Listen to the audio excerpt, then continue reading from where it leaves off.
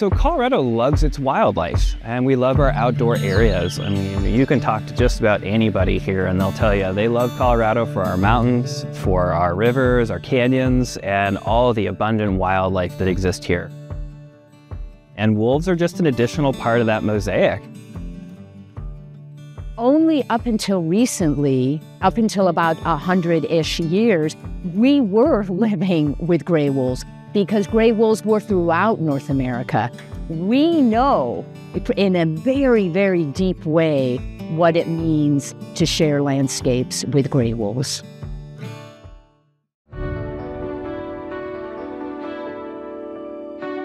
Colorado is leading the charge when it comes to conservation. Colorado is willing to take on these huge reintroduction efforts because our state offers so many environmental opportunities for wildlife who need us, and we're welcoming of that, and we're making efforts to give wildlife who maybe once lived here a home, or who need this environment to be home.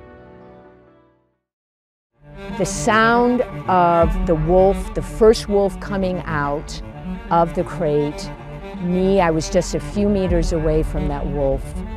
I actually saw that paw hit the ground, and it was arguably the most definitive, unequivocal moment of my career as a conservation biologist. It was right there. We had wolves back. We have 17 million acres of public lands here in Colorado, and I refuse to believe that there isn't enough space for all of us to coexist together. We've been without wolves in Colorado for the past 80 years, and the citizens and community members of Colorado decided it was time to welcome wolves back to their home. I've spent so much time in wolf country, thinking about wolves, studying wolves, that when I'm in country where they're not, it feels like something missing, vacant, boring. You know, a human-dominated landscape is boring.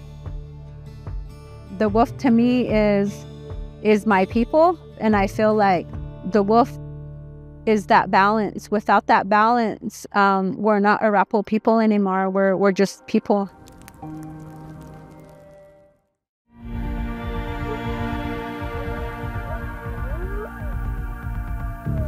Why is the wolf restoration in Colorado so very unique? Just a few simple words.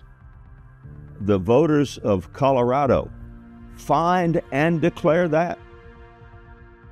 Those words simply say Coloradans decided on their own to do this. That sets the Colorado program apart from anything else that's ever been done with gray wolves.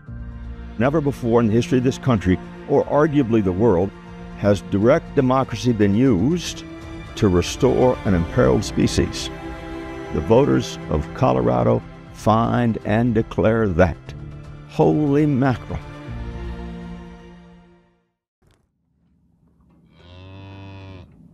Will we lose some livestock? Probably, but we lose them now.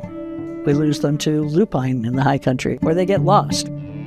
There's all kinds of ways. We've had cattle rustled this year in our hills, and way more than we will ever lose to wolves.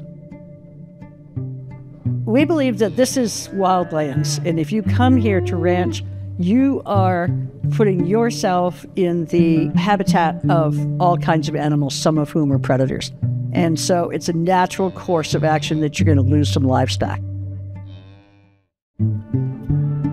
My biggest concern with wolves is wolves themselves. I feel bad for them. I feel like we're getting pretty crowded in Colorado, and I don't sleep on it. I'm not that worried about it. I could see that it may end up someday that I have a wolf problem. I mean, right here on this ranch, we have 200 elk that graze here every single night. So I wouldn't be surprised if the wolves follow them down. But I wouldn't mind the elk getting dispersed a little bit either. So just on this one little ranch, it costs me about $75,000 a feed for the elk every year. The other real strong point for Colorado, it's got the largest elk herd of any western state.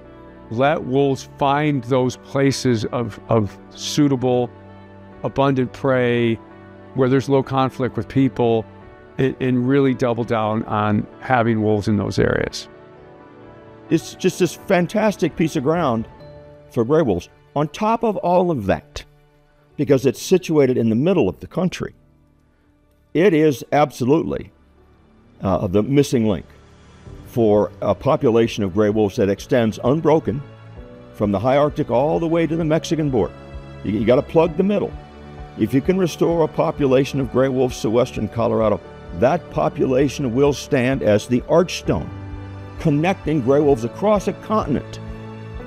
There is no other place in the world we can imagine restoration of a much maligned, misunderstood, endangered large carnivore across a continent. No other place in the world. That is ecological restoration of the finest kind.